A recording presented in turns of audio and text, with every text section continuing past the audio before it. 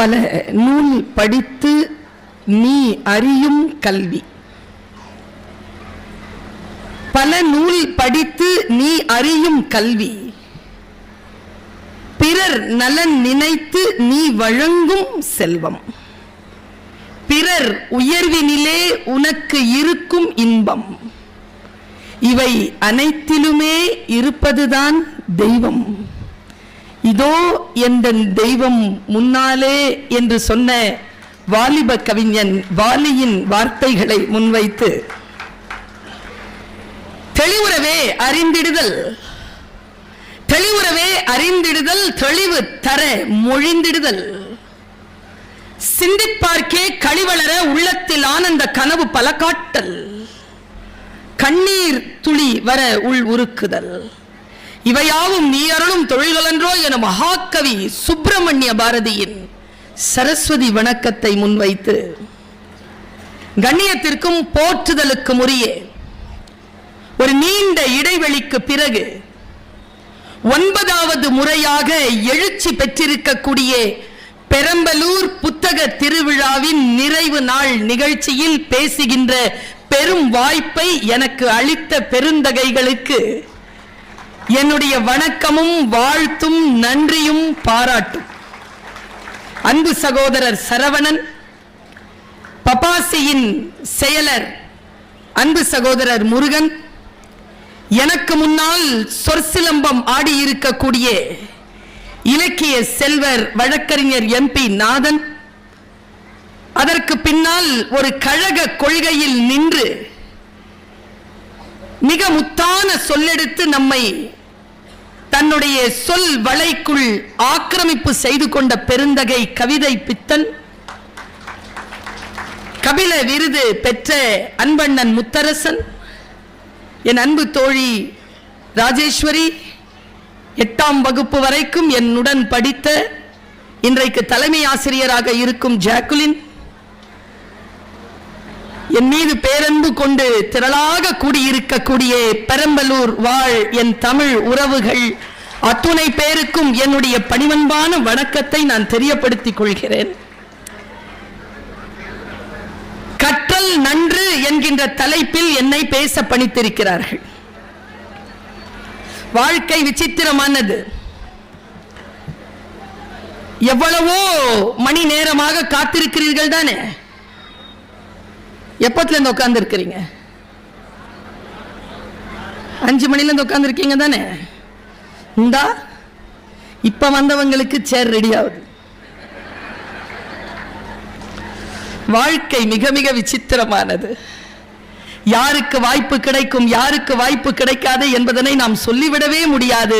கிடைத்த வாய்ப்பை யார் பயன்படுத்திக் கொள்கிறார்களோ அவர்கள் வாழ்க்கையில் வெற்றி வாசம் வீசிக்கொண்டிருக்கிறது என்கின்ற ஒற்றை வார்த்தையோடு என் தலைப்பை தொடங்குகிறேன். கற்றல் நன்று. மிக நுட்பமாக காதுகளில் மடல் விரித்து காத்திருக்கிறீர்கள். தேர்ந்தெடுத்த சொல்லை கொண்டு வந்திருக்கிறேன். உங்களில் பலர் என்னை இந்த செல்போன்ல படம் பிடிச்சிட்டு இருக்கிறீங்க. சுவிட்ச் ஆஃப் பண்ணுங்க. 1/2 மணி நேரத்தில் யூடியூப்ல வந்துடும். இதுவரைக்கும் என்னை இதுல தானே பார்த்துக்கிட்டு இருக்கிறீங்க. இன்னைக்கும் இதுல தான் பார்க்கணுமா? நேரில் வந்திருக்கேன்ல. இந்த பேச்சிற்காக நேரில் வராதவர்களுக்கா பேசிக் கொண்டிருக்கிறேன்? இல்லையே, நேரில் வந்து காத்திருக்கக்கூடிய உங்களுக்காகத்தானே பேசிக் கொண்டிருக்கிறேன். முழுமையாக என்னுடைய பேச்சை கேட்பதற்காக எல்லாவற்றையும் சுவிட்ச் ஆஃப் செஞ்சு போட்டுடுங்க. நான் சமீபத்தில் ஒரு நாட்டிற்கு பேச போயிருந்தேன். இப்ப கூட ட்ரம்ப் சார் அதுக்கு பொறுப்பெடுத்திருக்கிறார். அந்த நாட்டுக்கு போயிருந்தேன்னா ஒரு மிகப்பெரிய விழா, பாரதி கலை மன்றம், MP நாதன் அவர்களும் வந்திருந்தார். மிகப்பெரிய விழா, 50வது ஆண்டு பொன் விழா, மீனாட்சி அம்மன் திருக்கோயிலில் நடக்கிறது. பிரமாதமாக பேசி முடித்தோம். மத்தியானம் சாப்பாடு. கொஞ்சம் தூரம் போய் சாப்பாட்டுக்காக உட்கார்ந்தோம். அந்த சாப்பாடு டேபிள்ல எனக்கு முன்னால உட்கார்ந்திருந்த 60 வயது கடந்த ஒரு பேச்சாளர். சாப்பாடு வரத்துக்கு கொஞ்சம் நேரம் ஆச்சு. அப்பா அவர் 2 வார்த்தையை சொன்னார். சொல்லிட்டு சொன்னார், நானும் மக்களை சந்திக்கின்ற பேச்சாளர் தான், ஆனால் நீ அதிகமாக சந்திக்கிறாய். அதனால் எப்பொழுது மக்கள் கூட்டமாக இருக்கிறார்களோ அந்த கூட்டத்தில் நீ ஏற்கனவே சொல்லி இருந்தாலும் பரவாயில்லை, இந்த 2 கருத்தை சொல்லிவிடுவாயா என்று என்னிடத்தில் சொன்னார். நான் சொல்கிறேன் என்று அவரிடத்தில் வாக்கு தந்தேன். நான் உங்களிடத்தில் அதை சொல்லுவதற்கு முன்னால் ஒரு வாக்குமூலத்தை தந்து விடுகிறேன். கற்றல் நன்று என்பது என் தலைப்பு. உங்கள் அனைவருக்குமான மிக ஆழமான ஒரு ரகசிய சொல்லை சொல்லுகிறேன். நாம் ஒரு இடத்திற்கு சென்றிருப்போம், தேடி சென்ற பொருள் வேறாக இருக்கலாம், இறையருள் இருந்தால் கிடைப்பது அதைவிட சிறப்பானதாக இருக்கலாம். நான் சென்ற வேலை வேறு ஏதோதான், ஆனால் எனக்கு அந்த சாப்பாட்டு அறையில் அந்த டைனிங் டேபிள்ல கிடைச்ச அந்த 2 சொற்கள் இருக்குல்ல, அப்பொழுதுதான் நான் உங்கள் அனைவரின் மீதும் பொறாமைப்பட்டேன். பேச்சாளராக என் மீது நிறைய பேர் பொறாமைப்படுகிறார்கள். நான் சொல்லுகிறேன், யார் கொடுத்து வைத்தவர்கள் தெரியுமா? பேச்சாளர் கிடையாது, கேட்போர் தான் கொடுத்து வைத்தவர்கள். ஏனென்றால் பேச்சாளருக்கு கிடைக்கின்ற ஊதியம் வெறும் புகழும் செல்வாக்கும் பணமும் தான், பயணம் தான். ஆனால் கேட்போருக்கு கிடைக்கிற ஊதியம் மிக மிக உயர்வானது. அது பேச்சாளருக்கு கிடைக்கின்ற எல்லாவற்றையும் விட உயர்வானதாக இருக்கிறது என்பதனை புரிந்து கொண்ட அந்த வினாடியில் அந்த 2 சொற்கள் அப்படியே போய் நெஞ்சில் தைத்து விட்டது. அவர் சொன்னார், இந்த உலகத்தில் எல்லோருக்கும் எதையேனும் செய்துவிட வேண்டும் என்கின்ற முனைப்பு இருக்கிறது பர்வேன். அதற்காகத்தான் படிக்கிறார்கள், அதற்காகத்தான் பேசுகிறார்கள், அதற்காக எழுதுகிறார்கள், அதற்காக அதிகாரத்தில் வருகிறார்கள், தொழில் செய்கிறார்கள். அவர்களுக்கு என்ன தெரியவில்லை தெரியுமா? அவர்களிடத்தில் இயற்கை கொடுத்து வைத்த அவர்களை வைத்துக் கொண்டு என்ன செய்வது என்று அவர்களுக்கு தெரிவதே இல்லை. அதனால் தான் அவர்கள் அந்த காலம் முடிந்தவுடன் தனித்து விடப்படுகிறார்கள் என்று சொன்னார். நுட்பமான வார்த்தை. ரோவர் கல்லூரி தலைவர் வரதராஜன் என்னை பார்க்கிறார். ஒன்னு சொல்லட்டுமா, அவருக்கு அவரை வச்சுக்கிட்டு என்ன பண்றதுன்னு தெரிஞ்சிருக்கு. அதனால தான் வெள்ளை யானை எல்லாம் படிக்கிறார். ஒருவருக்கு தெரிய வேண்டும், தான் செய்கின்ற தொழிலை காட்டிலும் முக்கியமானது நம்மை வைத்துக் கொண்டு நாம் என்ன திட்டம் வைத்திருக்கிறோம். 2வது வார்த்தை சொன்னார், அது முதல் வார்த்தையை விட கம்பீரமானது. சிலருக்கு புரியும், சிலருக்கு புரியாது. புரிந்தவர்கள் பாக்கியசாலிகள். 2வதாக அவர் சொன்ன வார்த்தை என்ன தெரியுமா? If you touch, இங்கிலீஷ்ல சொன்னார், if you touch anything under the sky, it has its own price tag. தமிழ்ல என்ன அர்த்தம் தெரியுமா? இந்த உலகத்தில் நீ எதை தொட்டாலும் அதற்கு என்று ஒரு விலை இருக்கிறது. எந்த பொருளை தொட்டாலும் அது பணத்தோடு மட்டும் சம்பந்தப்பட்டது கிடையாது. இப்பொழுது சொல்லட்டுமா ஒரு விலையை? நீங்கள் எல்லோரும் இங்கே உட்கார்ந்து இந்த பேச்சை கேட்கிறீர்கள் இல்லையா? என் பேச்சை கேட்கிறீர்கள். என் பேச்சை கேட்பதற்காக நீங்கள் தரும் விலை என்ன தெரியுமா? ஃப்ரீ என்ட்ரி தானே சரவணன்? ஆனால் என் பேச்சை கேட்பதற்காக நீங்கள் தரும் விலை உங்கள் வாழ்க்கையில் மறுபடியும் பெற்றுவிடவே முடியாத அந்த வாழ்க்கையின் மணித்துளிகளை இதோ என் பேச்சிற்காக தந்து கொண்டிருக்கிறீர்கள். நான் உங்களிடத்தில் பேசுவதற்காக தந்து கொண்டிருக்கும் விலை என்ன தெரியுமா? இவர்கள் தருகின்ற கூலி கிடையாது. நான் மறுபடியும் என் வாழ்நாளில் பெற்றுவிட முடியாத அந்த வாழ்வின் மணித்துளிகளை இதோ உங்களிடத்தில் பேசுவதற்காக தந்து கொண்டிருக்கிறேன். இதை அவர் சொன்னார். இந்த உலகத்தில் நீ எதை தொட்டாலும் அதற்கு என்று ஒரு விலை உண்டு. நான் இப்படி சொல்கிறேன், கற்றல் நிகழ்கிறது. வந்திருக்கக்கூடிய திராவிட கொள்கை பற்றாளர் கவிதை பித்தன் அவர்களுக்கு கடவுள் நம்பிக்கை இருக்கிறதா என்று எனக்கு தெரியாது. நான் திராவிட கொள்கை பற்றுக் கொண்டவள், ஆனால் கடவுள் நம்பிக்கை கொண்டவள். கடவுள் நம்பிக்கை கொண்ட நான் சொல்லுகிறேன், கடவுள் நிகழ்ந்து கொண்டிருக்கிறது. கடவுள் கடந்த காலமோ எதிர்காலம் இல்லை. கடவுள் என்பது நிகழ்காலம், அது நிகழ்ந்து கொண்டிருப்பது. வார்த்தைகள் தான் நமக்கு, சில வார்த்தைகள் தான் நமக்கு சில ஞானத்தின் வாசல்களை திறந்து வைக்கிறது. நான் ஒரு வார்த்தை சொல்லுகிறேன். ரூமி சொல்கிறார், தொழுகையில் சில வினாடிகள் தொழுகை நிகழ்ந்து விடுகிறது என்று சொல்கிறார். அப்படி என்றால் என்ன பொருள்? தொழுகை நிகழ்த்துகின்ற எல்லா மணித்துளிகளிலுமா தொழுகை நிகழ்கிறது? கிடையாது. நீங்கள் மனதோடு அந்த பிரபஞ்சத்தோடு ஒன்றிணைகின்ற அந்த ஒற்றை வினாடியில் தொழுகை நிகழ்கிறது. அது எல்லோருக்கும் சாத்தியமாவது இல்லை என்பது ரூமியின் கருத்து.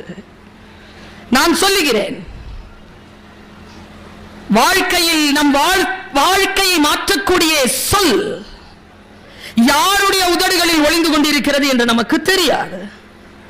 அது எந்த புத்தகத்திற்குள் ஒளிந்து கொண்டிருக்கிறது என்பது கூட நமக்கு தெரியாது. வந்து சேர்கின்ற பொழுது வாழ்க்கையில் மாற்றம் நிகழும். துயரம் என்ன தெரியுமா? சொல் வந்து சேரும், கவனம் சிதறும். வந்து சேர்கின்ற அந்த வினாடியில் மணி ஒலிக்கும். பக்கத்தில் இருக்கின்றவர்கள் இதோ அப்படி பேசிக் கொண்டிருப்பார்கள். என் வகுப்பு இப்படி இருக்கோங்க. சரவணன் ரொம்ப சந்தோஷப்படுற ஒரு விஷயம் சொல்றேன் தம்பி. இந்த ஆசிரியராக இருந்து 25 ஆண்டுகள் பூர்த்தி செய்த நாள் இன்று.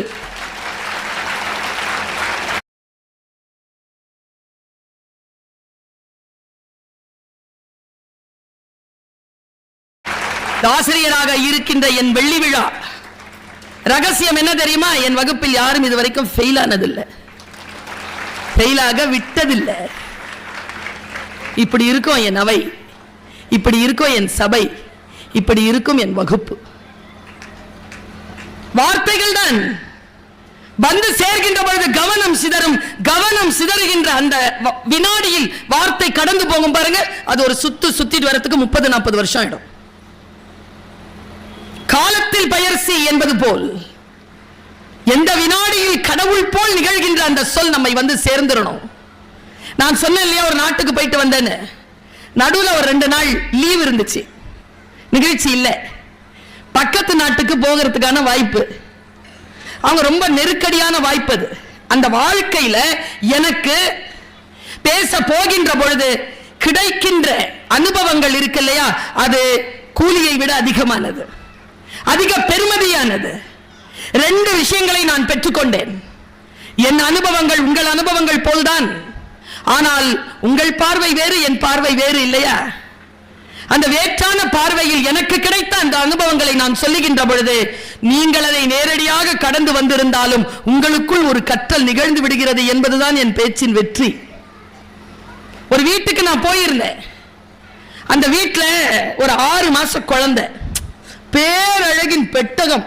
குழந்தைனால அப்படித்தானே, அப்படி பார்த்தால் அப்படி வந்து தவிக்குது, ஆனா சாப்பிட மாட்டேங்குது.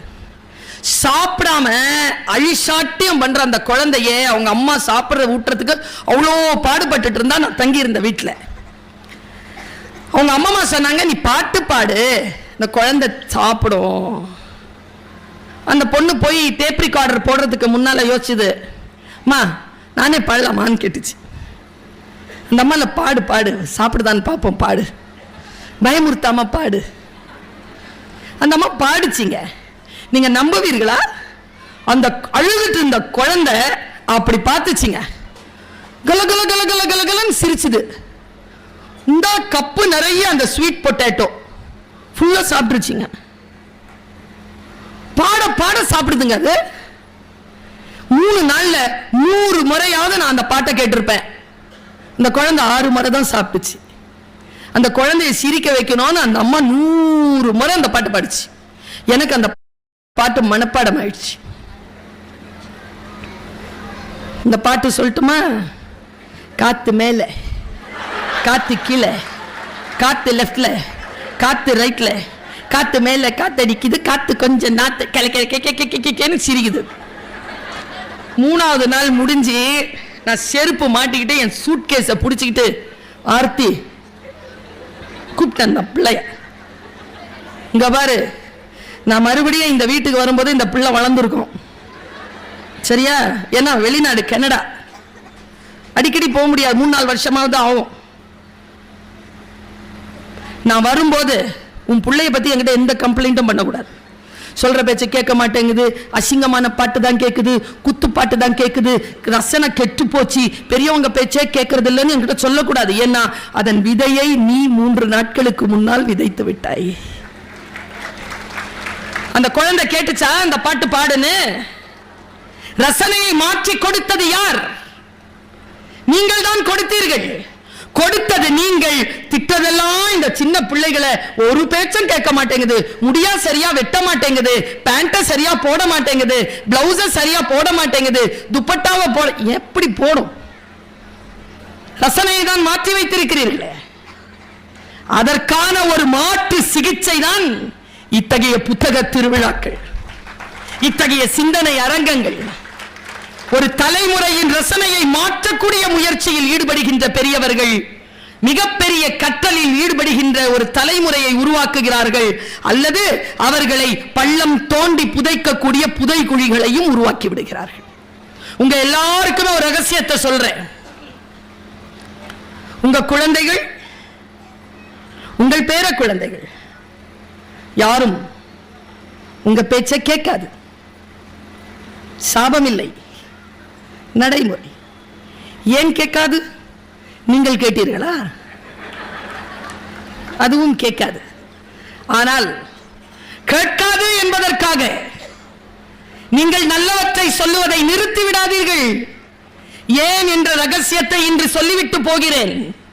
நீங்கள் சொல்லக்கூடிய நல்ல வார்த்தைகளை உங்கள் குழந்தை உங்களுக்கு முன்னால் நிகழ்த்தி காட்டாது. ஆனால் வாழ்க்கை அவர்களுக்கு முன்னால் சவால்களை வீசுகின்ற பொழுது அந்த சவால்களை சந்திப்பதற்கு நீங்கள் சொன்ன அறமும் ஒழுக்கமும் அவர்களுக்கு துணையாக நின்று வெற்றியை தரும் என்பதற்காக சொல்லுகிறேன். நல்ல வார்த்தைகளை சொல்லிக் கொண்டே இருங்கள். அவன் கேட்க மாட்டான், அப்படித்தான் கேட்பான். எப்போ கேட்பான் தெரியுமா? வாழ்க்கை அவனை பார்த்து கேள்வி கேட்கும்ல, அப்போ கேட்பான். எங்க அப்பா இப்படி சொன்னார்ல, எங்க அம்மா இப்படி சொன்னாங்கல்ல, அப்போ கேட்பான். ஆனா அப்போ கூட அவனுக்கு நினைவு வருவதற்கான எந்த சொல்லையும் நீங்கள் தரவில்லை என்றால், இந்த சமூகம் தரவில்லை என்றால், அந்த குழந்தைகள் செய்கின்ற குற்றங்களுக்கு யார் பொறுப்பு? யார் பொறுப்பு? கற்றலை நாம் அந்த குழந்தைகளுக்கு விதைத்துக் கொண்டே இருக்க வேண்டும் என்பதற்காக கற்றறிந்த அவை இது. ஒரு 25 ஆண்டுகளுக்கு முன்னால் என்னை நீங்கள் பேச கூப்பிட்டு இருந்தால் இந்த பாயிண்ட மட்டும் நான் சொல்லி இருந்திருக்க மாட்டேன். ஆனால் இன்றைக்கு சொல்லுவேன். ஏன் தெரியுமா? நிலம் விளைச்சலுக்கு தயாராக இருக்கிறது. எந்த விதை போட்டாலும் முளைக்கும். நல்ல விதைகளை முளைத்து தருகின்ற நிலமாக பெரம்பலூர் மாவட்டம் மாறி இருக்கிறது என்பதற்கு உலகத்திற்கு தரக்கூடிய அத்தனை விஷயங்களையும் நீங்கள் செய்து கொண்டே வருகிறீர்கள் என்பதனை உலகம் உங்களை பார்த்து கொண்டிருக்கிறது. அதனால் தான் கவிதை பித்தன் அவ்வளவு தைரியமாக, வழக்கறிஞர் நாதன் அவ்வளவு தைரியமாக இந்த மண்ணை பற்றி சொன்னார். நான் நினைக்கிறேங்க, ஒரு செலிபிரிட்டி ஒரு நாடகத்திலோ சினிமாவிலோ சின்னத்திரையிலோ நடிக்கின்ற ஒரு நடிகரின் பெயரை சொன்னால் அப்படியே ஆர்ப்பரித்து கைத்தட்டுகின்ற கூட்டம் போல் இந்த மாவட்டத்தில் புத்தக திருவிழாவை அறிமுகப்படுத்திய மாவட்ட ஆட்சியரின் பெயரை சொன்னதுடன் அரங்கம் அதிர்ந்தது இல்லையா? இது நல்ல நிலம் என்பதற்காக சொல்லுகிறேன். பக்குவப்பட்ட நிலமாக இருக்கிறீர்கள் என்பதற்காக சொல்லுகிறேன். கவனமா கேட்டுக்கோங்க நான் சொல்றது. நீங்க அப்ளை பண்ணிக்கோங்க. பர்வீன் சுல்தானா பேசுகிறேன் என்றால் கேட்பதற்கான பேச்சு மட்டும் அல்ல என்னுடைய பேச்சு, வீட்டிற்கு கொண்டு சென்று சிந்திப்பதற்கான சில விஷயங்களும் வரும். யார் நல்ல பேச்சாளர் தெரியுமா? பேசிட்டு போறவங்க எல்லாம் நல்ல பேச்சாளர் இல்ல. போனதுக்கு அப்புறமாவும் உள்ள பேசிக்கிட்டே இருப்பாங்க பாருங்க, அவங்க தான் நல்ல பேச்சாளர். உள்ள பேசிக்கிட்டே இருக்கணும். பேசிக்கிட்டே இருக்கிற ஒரு வாய்ப்பை, ஒரு வார்த்தையை இப்போ தரேன். ஒரு ஆப்பிரிக்க அறிஞன் இதை சொன்னான். அந்த ஆப்பிரிக்க அறிஞன் பேசிக்கொண்டே இருக்கிறான். ஆங்கிலத்தில் அவன் வேகமாக பேசுகிறார். அவருடைய ஸ்லாங் எனக்கு புரியல, ஆனால் எழுத்தில் அது வந்து கொண்டே இருக்கிறது. வாசிப்பு பழக்கம் இருப்பதனால் ஆங்கிலத்தில் அவர் பேசியதை நான் கூர்ந்து கவனித்துக் கொண்டு அதை குறிப்பெடுத்துக் கொண்டிருந்தேன். அவர் சொன்ன வார்த்தை அப்படியே சொல்கிறேன், மனதில் ஆழமாக வாங்கி வைத்துக் கொள்ளுங்கள். அடுத்த தலைமுறை மிக மிக முக்கியமானது என்பதற்காக சொல்லுகிறேன். கற்றலை எப்படி விதைக்க வேண்டும் என்பதற்காக சொல்லுகிறேன். உன் பேரனின் மகன், நம் அனைவருக்கும் சொல்லுகிறான், உன் பேரனின் மகன் வசதிகள் அற்று வாகனங்கள் இன்றி தெருவில் நடப்பான். எவ்வளவு பெரிய சாபம்! என் பேரனின் மகன் ஏன் வசதிகள் இல்லாமல் வாகனம் இல்லாமல் நடக்க வேண்டும்? அதற்கு அவன் காரணங்களை சொல்லுகிறான், வாழ்க்கையின் ரகசியத்தை சொல்லுகிறான், உலக மனித வரலாற்றின் அரசியலை சொல்லுகிறான், 5 படிநிலைகளில் சொல்லுகிறான். உன் பேரனின் மகன் வாய்ப்பு வசதிகள் இல்லாமல் தெருவில் நடப்பான். காரணம், சிரமமான சூழல் வலிமையான மனிதனை உருவாக்குகிறது.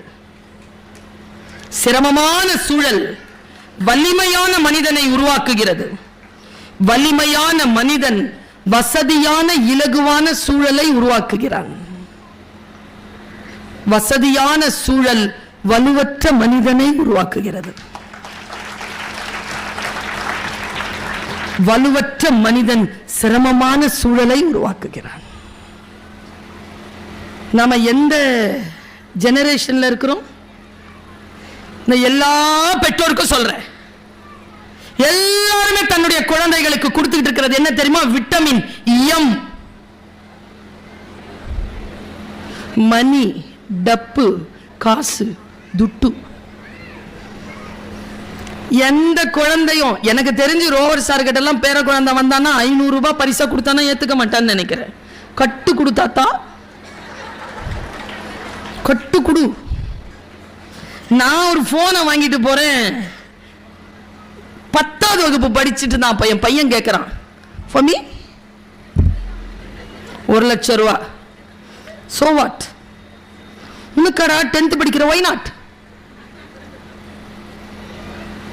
வசதியானவர்கள்,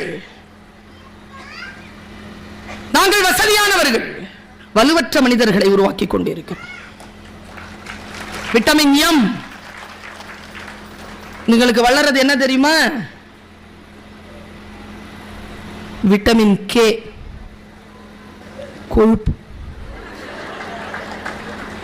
கரைக்கணும்னா விட்டமின் என் கொடுங்க. நோ, கிடையாது, இல்ல.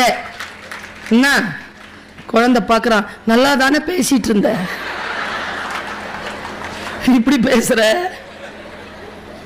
நாம் எல்லோரையும் பார்த்து, நாம தாங்க பெரியவங்க பேச்ச கேட்ட கடைசி தலைமுறை. இந்த சிண்டு வாண்டு நண்டு பேச்ச கேட்க தொடங்கி இருக்க முதல் தலைமுறை. அதுங்க நம்மள ஆட்சி செய்து. எப்படி தடுக்கிறது? நாம எல்லாருமே ஜெனரேஷன் எக்ஸ், சிலது மில்லேனியன்ஸ் இருக்காங்க. இப்ப இருக்கிற பிள்ளைங்க 90 கிட்ஸ் எல்லாம் மில்லேனியன்ஸ். 2000 கிட்ஸ் எல்லாம் யார் தெரியுமா? Generation Z. இப்ப அதுங்களுக்கு மரியாதை போயிடுச்சு. 2010ல வந்துருச்சு. இதோ என் முன்னால நிக்குதே, இது ஜெனரேஷன் ஆல்பா. இப்ப 1.5 மாசத்துக்கு முன்னால பிறந்ததெல்லாம் ஜெனரேஷன் பீட்டா. நாங்கெல்லாம் சீனியர்ஸ் கிட்ட பேசுறதுக்கு தவம் கிடப்போம். இன்னைக்கு ஃபர்ஸ்ட் இயர் கிட்ட பேசுறதுக்கு 3rd இயர் தவம் கிடக்குது. சூழல் மாறுகிறது. சூழல் மாறுகின்ற பொழுது கல்வி, அறிவை, கற்றலை எங்கிருந்து தொடங்குவது அவர்களுக்கு?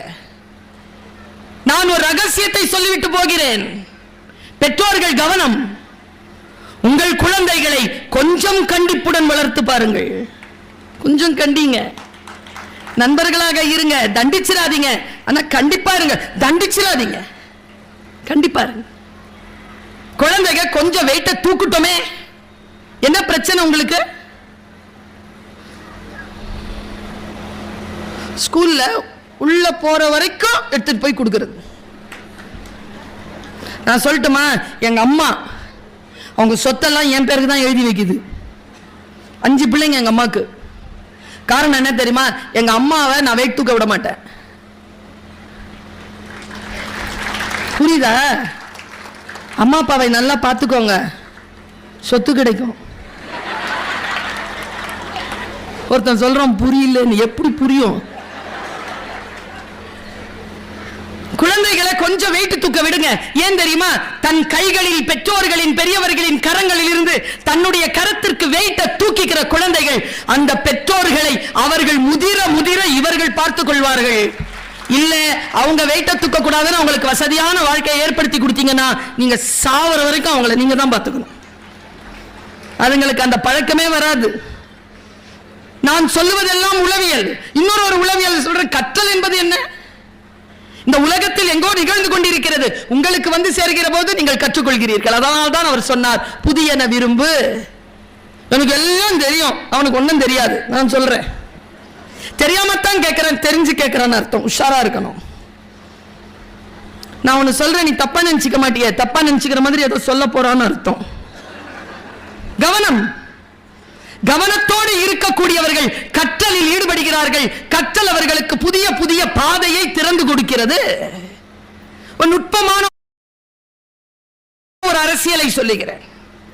கற்றல் எங்கிருந்து தொடங்குகிறது? மனிதனுக்கும் விலங்குக்கும் இருக்கக்கூடிய வித்தியாசம் என்ன தெரியுமா? விலங்கு கற்றுக்கொண்டு பிறக்கிறது, மனிதன் தான் பிறந்த பிறகு கற்றுக்கொள்கிறான். அவனுக்கு மட்டும்தான் அந்த வாய்ப்பு. ஆனா நீங்க பாருங்க, உலகத்தில் பாருங்க, எந்த உயிரும் எப்படி இருந்ததோ அப்படிதான் இருக்கு. மனிதன் மட்டும்தான் வளர்ந்து கொண்டே இருக்கிறான். எப்படி நம்முடைய குழந்தைகளுக்கு நாம் அறிவை தருவது? நான் ஒன்னு இன்னைக்கு சொல்றேங்க, ஒரு டிக்ளரேஷனாவே சொல்றேன். இந்தியாவில் எத்தனையோ மாநிலங்கள், அவர்கள் எல்லா மாநிலங்களை காட்டிலும் தமிழ்நாடு கொஞ்சம் வித்தியாசமானதுதான். இதை நான் சொல்லல, ரஜினிஷ் ஓஷோ சொல்கிறார். ஏன் தமிழ்நாட்டு மக்கள் மட்டும் வித்தியாசமாக இருக்கிறார்கள்? ஓஷோ புக்ஸ் இருக்கு, நீங்க போய் தேடி பாருங்க. மறைந்திருக்கும் உண்மைகளில் பேசுகிறான் ஓஷோ. ஏன் தமிழ்நாட்டு மக்கள் மட்டும் வித்தியாசமாக இருக்கிறார்கள்? கேட்ட கேள்விக்கு ஓஷோ தந்த பதில், அவர்கள் தான் இந்தியாவின் பூர்வீக குடிகள். என்ன வார்த்தை இது?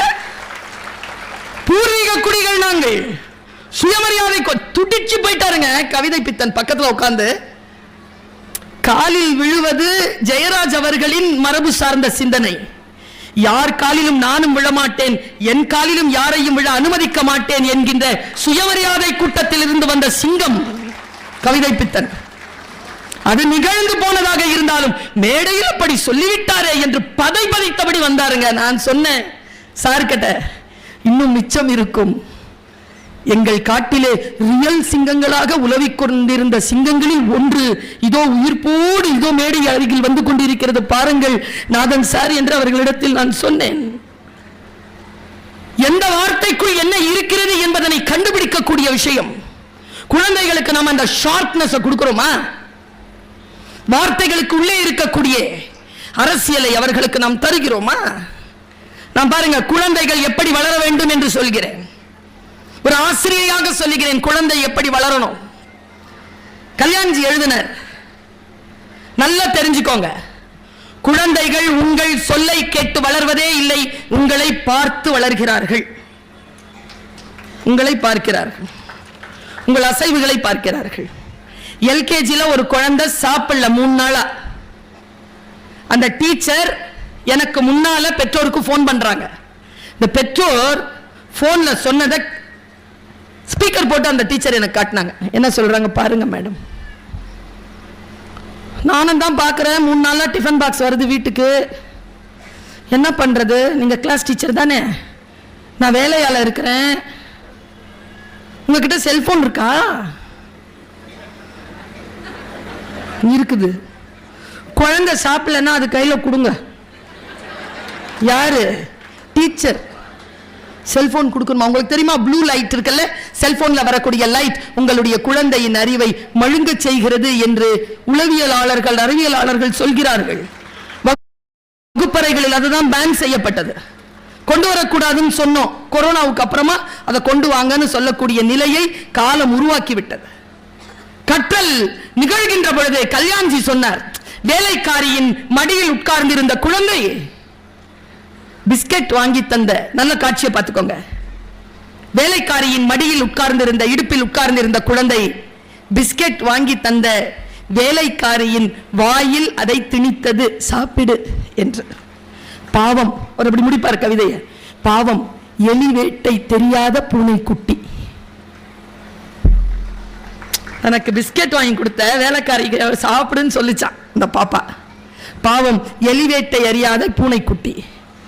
எங்கள் வீடுகளில் எலிவேட்டைகளை நாங்கள் பூனைக்குட்டிக்கு சொல்லித் தருவதே இல்லை. அதுதான் தமிழருடைய பண்பாடு. வளர்ந்தால் வெளியில் போய் வேண்டுமானாலும் நீ கற்றுக்கொள்ளே தவிர வீட்டிற்குள் இந்த வாளையெல்லாம் நீ ஆட்ட முடியாது என்பதுதான் நாம் நம்முடைய குடும்ப அமைப்பில் வைத்துக் கொண்டிருக்கக்கூடிய சட்டத்திட்டம். அது குலைய அனுமதிக்காதீர்கள். குழந்தைகள் மீது கவனமாக இருங்கள். அப்பொழுதுதான் கற்றல் நிகழும். லூயி மன்னன், 16ஆம் லூயி மன்னன், நான் வரலாறு பேசுகிறேன். பிரெஞ்சு புரட்சி நடப்பதற்கு முன்னால் 16ஆம் லூயி மன்னன் சொன்ன ஒரு காரியம் வரலாற்று ஏடுகளில் பதிவு செய்யப்பட்டிருக்கிறது. பிரெஞ்சு புரட்சி வருவதற்கு அது காரணமாக இருந்திருக்கிறது என்று வரலாற்றாசிரியர்கள் சொல்லுகிறார்கள். அந்த செய்தி என்ன தெரியுமா?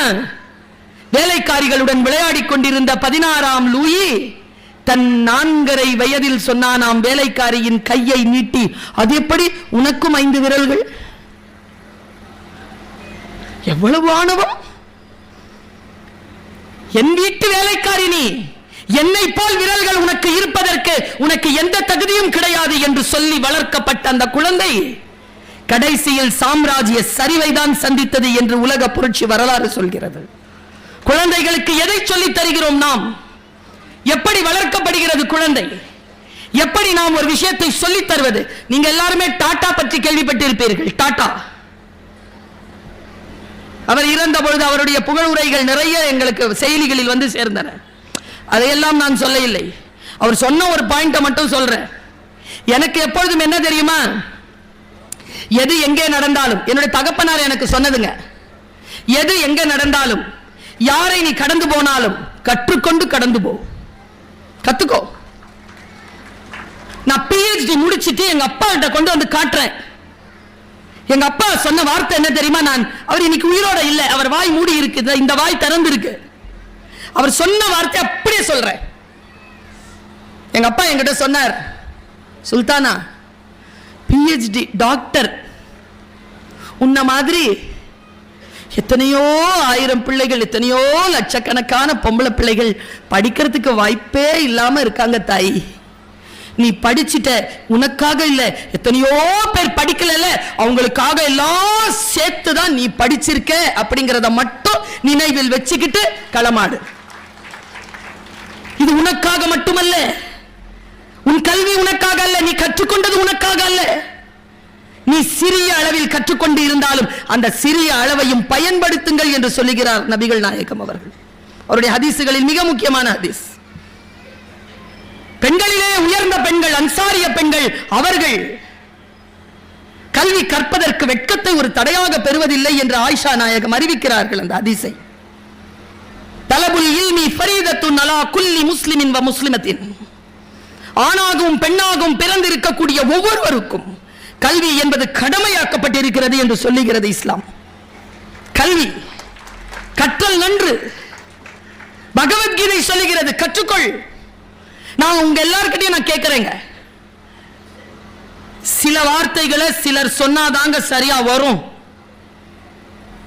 இப்ப பாருங்க, அவ்வளவு அழகா ஆடிச்சிங்க அந்த குழந்தைகள் அந்த கரகத்தை.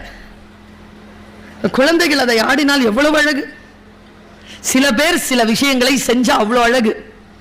இந்த மைம் நடத்துச்சிங்களே அந்த பிள்ளைங்க, இந்த யானைய நேர்ல பார்க்காதனா இந்த யானைய பார்த்தேங்க, அங்க ஒரு புலிய பார்க்காதனா ஒரு புலிய பார்த்தேன், எப்படி நடித்து காட்டினார்கள். சில விஷயங்களை சிலர் செய்தால்தான் அழகு. எல்லாரும் எல்லாத்தையும் செஞ்சிட முடியாது. பகவத்கீதை யார் சொன்னது? யார் சொன்னது? யாருக்கு சொன்னது? அது எப்படி இப்ப உங்க கைக்கு வந்திருக்கு? வேதம் ஓதுகின்றவர்கள் யார் சொன்னாங்க? வியாசர் சொன்னாரா? வியாசருக்கு யார் சொன்னா? நான் என்ன சொல்றேன், வியாசர் எழுதினார், உண்மையிலேயே மகாபாரதத்தை எழுதினார். பகவத்கீதை இருக்குல்ல, அதனுடைய இதயம், மகாபாரதத்தின் இதயம் பகவத்கீதை. இந்த பகவத்கீதையை அவ்வளவு பெரிய ஒரு போர்க்களத்தில் கிருஷ்ணன் சொல்லுகிறார், அர்ஜுனன் கேட்கிறார். 2 பேருக்கும் தானே இது நடந்தது. நம்ம எல்லாருக்கும் எப்படி தெரியும்? சொல்றேன் பாருங்க, இது கிருஷ்ணன் சொன்ன அந்த வாயிலிருந்து வந்தது இல்ல, நம்ம கையில இருக்கிறது. கிருஷ்ணன் சொன்னத சஞ்சயன் கேட்டார். சஞ்சயன் யார்? திருதராஷ்டிரனுக்கு அந்த களத்தில் நடக்கின்ற எல்லாவற்றையும் அறிவித்தவர். அர்ஜுனனுக்கு கிருஷ்ணன் சொன்னதை அப்படியே அந்த வாயில் இருந்து உள்வாங்கி அப்படியே திருதராஷ்டிரனுக்கு சொன்னார். நான் இங்க ஒரு கேள்வியை கேட்கிறேன். அர்ஜுனனுக்கு கிடைத்த ஞானம் ஏன் திருதராஷ்டிரனுக்கு கிடைக்கல? அதே பகவத்கீதை தானே கேட்டான். ஏன் தெரியுமா? அங்கே சொன்னது கிருஷ்ணன், இங்கே சொன்னது சஞ்சயன். யார் யார் எதை சொல்ல வேண்டும் என்று இருக்கிறது, அதை அவர்கள் சொன்னால்தான் இந்த உலகத்தில் அந்த காரியம் நடக்கும் என்பதற்காகத்தான் பிள்ளைகளை எடுத்து போய் பள்ளிக்கூடத்தில் சேர்க்கிறோம். ஏன் நீங்களே சொல்லி பாடம் நடத்துறது? என்கிட்ட ஒரு நாள் கவுன்சிலிங்க்கு ஒரு பிள்ளை வந்துச்சுங்க. ரொம்ப வெளிப்படையாவே சொல்றேன். 17 வயசு நாதன் சார். ஒரு லவ் அஃபேர். புள்ள படிக்க மாட்டேங்குது, ஃபர்ஸ்ட் இயர். லவ் அஃபேர் பண்ண பையனுக்கு 30 வயசு தாண்டி இருக்கு. இந்த பிள்ளை கேட்கவே மாட்டேங்குது. நான் அந்த குழந்தைய கூப்பிட்டு ஒரு 5 நாள் சிட்டிங் அந்த குழந்தை கிட்ட பேசுறேன். அந்த குழந்தை ஒரு மாதிரி மெல்ட் ஆயிட்டு அது புரிஞ்சுக்கிச்சு. இப்போ இருக்கிற என் வாழ்க்கையில நான் படிக்கணும் அப்படிங்கிறத நான் புரிஞ்சிருச்சுங்க. அதை புரிஞ்சுக்கிட்டு நான் இனிமேல் படிக்கிறேன், இதை பற்றிலாம் நான் இனிமேல் பேச மாட்டேன், தேங்க்யூ அப்படின்னு எந்திரிக்கும் போது அவங்க அம்மா சொன்னாங்க, சனியனே இதைத்தானே 6 மாசமா நான் சொன்னேன். இப்ப என்ன செய்யறது? இந்த பெற்றோர்கள் இருக்கிறீங்கல்ல, நீங்கள் தான் உங்கள் குழந்தைகளின் கற்றலை தடுத்து நிறுத்துகிறீர்கள். ஆசிரியரா நான் சொல்றேன், ஆசிரியரா சொல்றேன். ஒரு குழந்தை கிட்ட நான் பேசுறேன். இன்னைக்கு 6 வயசு குழந்தை. எனக்கு தெரியாதா அந்த குழந்தைக்கு ஒரு கேள்வி கேட்டா அதுக்கு என்ன பதில் சொல்லணும்னு எனக்கு தெரியாதா? சொல்லவே விட மாட்டேங்குது அவங்க அம்மா. உன் பேர் என்ன? ஹேமந்த். உங்ககிட்டயா கேட்டேன். என்ன படிக்குது? First standard. எந்த ஸ்கூல்ல படிக்குது? இந்த பள்ளிக்கூடத்துல. உனக்கு என்ன ரொம்ப பிடிக்கும்? விளையாடும், நிறைய விளையாடுவான். ஒண்ணும் இல்லைங்க, ஒரு விண்ணப்பத்தை பூர்த்தி செய்து தா என்று +2 படிக்கிற குழந்தைக்கு, +2 முடித்த குழந்தைக்கு கையில் கொடுக்கிறேன் அட்மிஷன் PRO-வானா. அது அவங்க அப்பா வாங்கி ஃபில்அப் பண்றார். ஏன்னா அவன் தப்பா ஃபில்அப் பண்ணுவாளாம். பண்ணட்டோங்கிற நான். அடிச்சு எழுது, வாழ்க்கையில் கற்றுக்கொள், எல்லாவற்றையும் நீங்களே தரணும். வாங்க ஃபர்ஸ்ட் இயர்ல வந்து ஜாயின் பண்ணுங்க, கெமிஸ்ட்ரி படிக்கணும், ஓகேவா? அனுமதியுங்கள் குழந்தைகளை. இன்னொரு விஷயம் சொல்றேன், குழந்தைகள் குழந்தைகளாக இருப்பதற்காகத்தான் பள்ளிக்கூடத்திலும் நம்முடைய வீடுகளிலும் இருக்கிறார்களே தவிர வளர்ந்து பெரியவர்கள் ஆவதற்காக அவர்கள் நம் வீட்டில் குழந்தைகளாக இல்லை என்பதனை எப்பொழுது நமக்கு புரிய வரும்? அவர்களுடைய குழந்தை தன்மையை அனுபவிங்களே. உடனே பெரிய ஆளாயிரணும். நீ வக்கீலாவு, நீ அவங்க அப்பா வருவார், நீ IPS, அவங்க மாமா வருவார், டாக்டர் ஆவுடா. 10வது வரைக்கும் எல்லாத்தையும் கேட்டுட்டு +2 வரைக்கும் போவோம். ஒன்னும் ஆக மாட்டேன் போ. மனநோயாளியா சுத்துது. பல நேரங்களில் குழந்தைகள், நான் ரொம்ப கற்றலில் நான் அந்த பாயிண்ட சொல்றேன். நான் 25 இயர்ஸ் எக்ஸ்பீரியன்ஸ்ல சொல்றேன் இந்த பாயிண்ட. நல்லா படிக்கிற குழந்தை ஏதாவது வீட்டில் இருந்தா அடுத்தவங்கிட்ட காட்டி பெருமைப்படாதீங்க. ரொம்ப பிரஷர் குழந்தைக்கு தெரியுமா? ரொம்ப மண்டை காஞ்சிரும் அந்த குழந்தைக்கு. ஐயோ என் குழந்தை பர்ஃபெக்ஷனலிஸ்ட்ங்க, எல்லாத்துலயும் ஃபர்ஸ்டா வரும், அதுக்கு ஆப்ஷனே கிடையாது. பிரதமர் Modi பேசினாருங்க, your children's progress report is not the parents visiting card. உடனே பிள்ளைய வச்சு சில பேர் வந்து சொல்லுவாங்க பாருங்க, என் பிள்ளை தான் இன்னைக்கு ஃபர்ஸ்ட் பிரைஸ். நம்ம வீட்டில் ஒன்று இருக்கும், அது எதுக்கும் போகாது, ஒன்றும் படிக்காது. அது நம்ம வீட்டில் இருக்கும், சூப்பராக இருக்கும். நான் சொல்றேன், அந்த மாதிரி வீட்டில் குழந்தைங்க இருந்தால் நீங்கள்லாம் பாக்கியசாலிகள். சூப்பராக படிக்கிற குழந்தை நல்லா சம்பாதிக்கும். ஃபர்ஸ்ட் மார்க் பார்க்குற குழந்தை நிறைய சம்பாதிக்கும். 2வது வகை ஒன்று இருக்குது, என்னை விட ஜாக்லின் சூப்பரமாக படிக்கும், அது ஹெட்மிஸ்டர்ஸாக இருந்து சூப்பராக சம்பாதிக்குது. நான் சுமாராக படிப்பேன், அவளை விட கூடுதலாக சம்பாதிக்கிறேன். என்னை விட படிக்கவே படிக்காத ஒன்று, அதுக்கு தெரியும், லட்சுமி, அது ஒரு தொழிலதிபராக இருக்குது. நிறைய மார்க் வாங்கினா நிறைய சம்பாதிக்கலாம். என்ன மாதிரி திறமைசாலியும் கூடுதலா இருந்தா இன்னும் கொஞ்சம் சம்பாதிக்கலாம். எல்லாரையும் அப்படியே அப்சர்வ் பண்ணிக்கிட்டு உன்னுடைய சிஸ்டம், உன்னுடைய மற்ற விஷயங்கள்லாம் என்னுடைய விஷயத்துக்கு ஒத்து வராதுப்பா, என் வாழ்க்கை நான் வழி அமைச்சிக்கிறேன்னு சொல்லி தனியா போற ஒரு குழந்தை இருக்குல்ல, அந்த குழந்தை இந்த 2 பேருக்கும் சம்பளம் கொடுக்கிற ஆளா வரும். அதான் இந்த தமிழ்நாட்டின் வரலாறு. அதான் இந்த தமிழ்நாட்டின் வரலாறு. குழந்தைகளை குழந்தைகளாக இருக்க விடுங்களேன். அதைத்தான் அவர் சொல்றார். அதைத்தான் அவர் சொல்றார். வாழ்க்கை கற்றலுக்கான வாய்ப்பை விரித்து தந்திருக்கிறது. என் நாடி துடிப்பு அடங்குகின்ற வரைக்கும் என்னை ஞானவானாகவே வைத்திரு என்பதுதான் மிகப்பெரியவர்களுடைய இறை வேட்கையாக இருந்திருக்கிறது. ஒன்றை கற்றுக்கொள்வது போல் பேரின்பம் உலகத்தில் வேறு என்ன இருக்கிறது சொல்லுங்க பாப்போம். ஒன்றை நீங்கள் கற்றுக்கொண்டீர்கள், இன்றைக்கு ஒரு விஷயத்தை நீங்கள் கற்றுக்கொண்டீர்கள், அதை விட சிறப்பானது இந்த உலகத்தில் வேறு என்ன? இதோ 10வது நாள் இவ்வளவு பேர் சேர்ந்து இருக்கிறீர்கள், இவ்வளவு பேர் கேட்கிறீர்கள். நான் ஒரு சூசகமான ஒரு விஷயத்தை உங்களுக்கு சொல்றேன். கேட்போரை உருவாக்கிய மாநிலம் தமிழ்நாடு. கேட்போர் என்கின்ற ஒரு இனக்குழுவினுடைய முன்னேற்றத்தை வழிவகுத்த சிஸ்டம் தமிழ்நாட்டுக்கு உண்டு. என் பேச்சை கேட்கின்றவர்கள் அறிவு கொண்டவர்களாக இருந்துவிடக் கூடாது என்று மற்றவர்கள் முயற்சி செய்ய, யாரெல்லாம் பேச்சாளர்களின் பேச்சை கேட்கிறார்களோ அவர்கள் பேச்சாளர்களை காட்டிலும் புத்திசாலிகளாக இருக்க வேண்டும் என்பதற்காகத்தான் புத்தக திருவிழாவில் சிந்தனையாளர்களை அழைத்து பேச வைக்கிறார்கள். அதுதான் கவிதை பித்தன் சொன்னார், உனக்கு பொன்னாட பொறுத்துறதுக்கு வருவாங்க, அவங்க உன்னை விட படிச்சிருப்பாங்க. உனக்கு ஒரு புத்தகத்தை பரிசு கொடுப்பார், அவர் அதை படித்துவிட்டு தான் உனக்கு தருவார். அதனால் மிக ஜாக்கிரதையாக இரு என்று அவர் சொன்னதற்கு பின்னால் எவ்வளவு அர்த்தம். ஒன்னும் இல்லைங்க, நான் இப்படி யோசிச்சு பார்க்கிறேன். வந்ததும் பொன்னாடையை ஏன் பொருத்துகிறார்கள்? அவர் டிரஸ் பண்ணிட்டு தானே வந்தார் முத்தரசன். அவருக்கே ஒரு துண்டு போட்டாங்க, இவருக்கு ஏமா மரியாதை சொல்லுங்க, மரியாதை நிமித்தம். இளைஞர்களுக்கு சொல்லுங்கள், உடலிலே துணியை போர்த்துவது மரியாதைக்குரிய நிமித்தம். ஏனென்றால் ஆடை போர்த்தக்கூடாது என்ற ஆடை மறுக்கப்பட்ட சமூகத்தில் இருந்து வந்தவர்கள் நாங்கள்.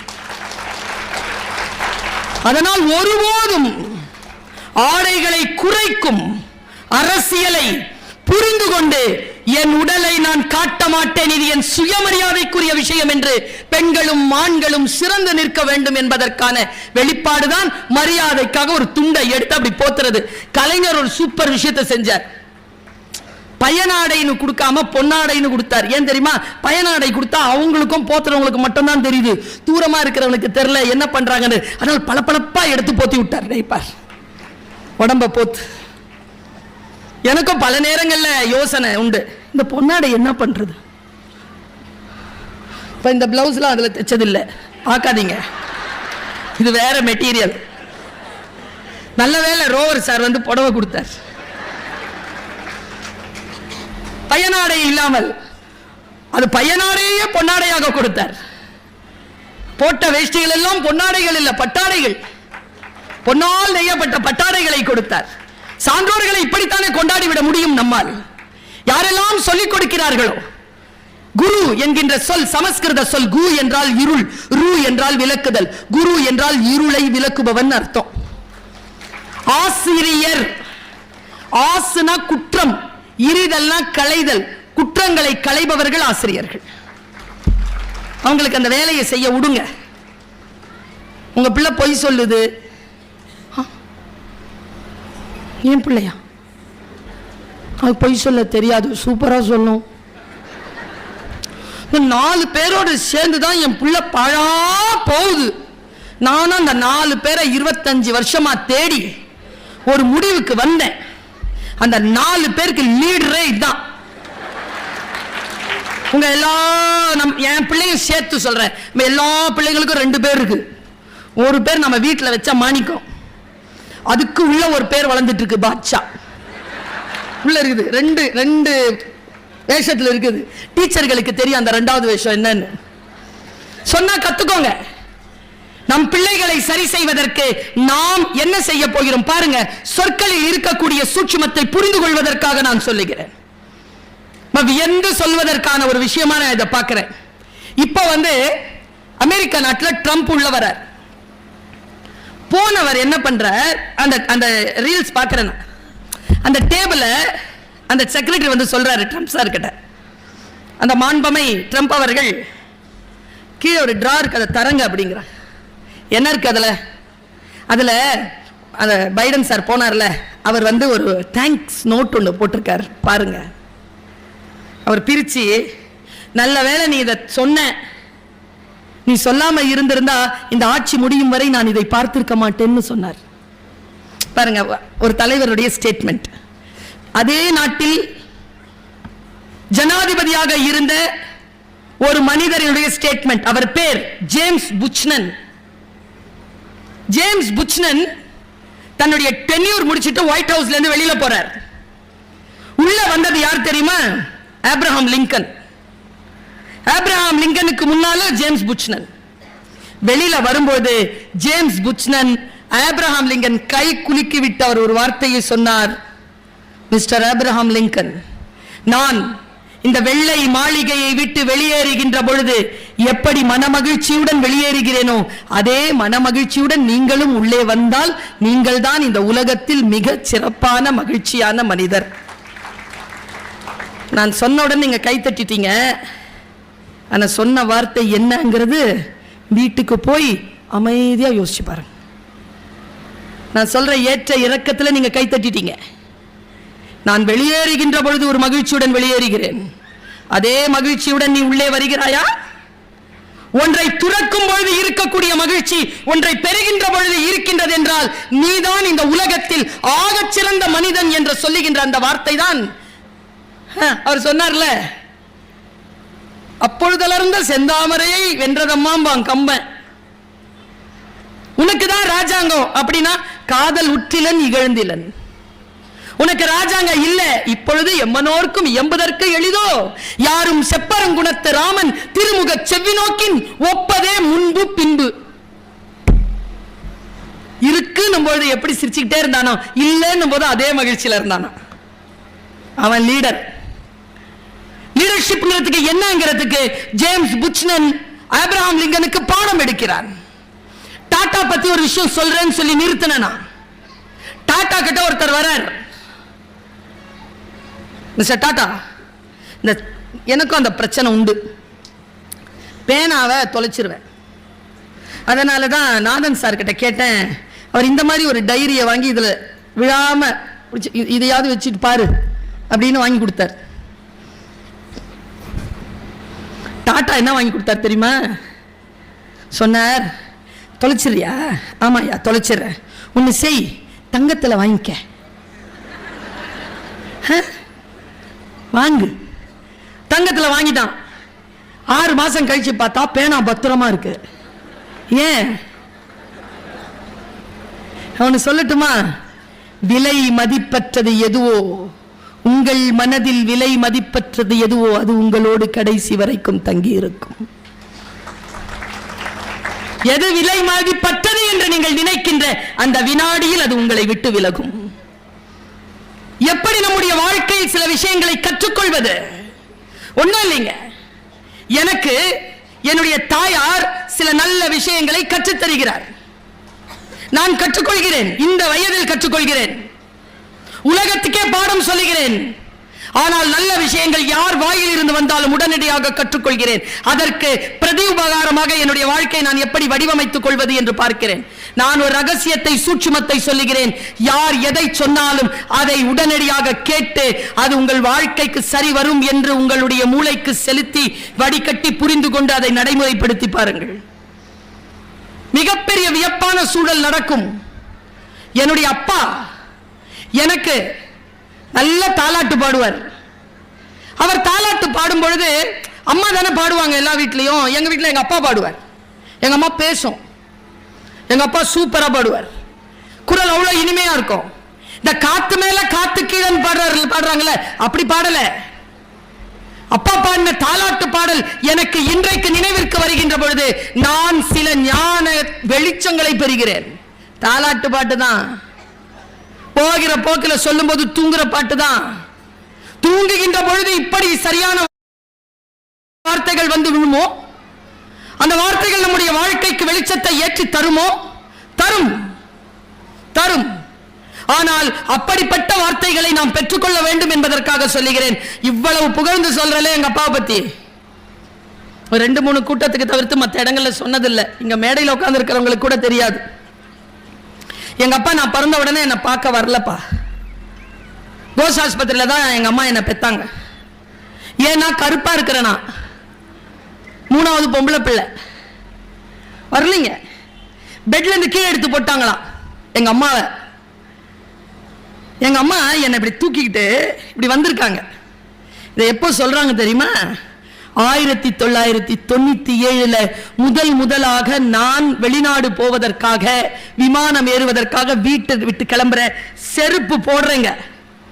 செருப்பு போடுறத பார்த்துக்கிட்டே எங்க அம்மா சொன்னாங்க, ஒரு நிமிஷம் அம்மா, உன்னை ஆஸ்பத்திரியிலேருந்து தூக்கிட்டு வந்தனா, கையில் உன்னை பிடிச்சிட்டு இருந்தனா, 2 காலு கீழே அப்படி தொங்கிட்டு இருந்துச்சு, சிவப்பா இருந்துச்சு. அப்ப நான் கேட்டேன், கருப்பா இருந்தா புள்ள கால் சிவப்பா இருக்குமாமா? அப்படிதான்ப்பா இருக்கும்.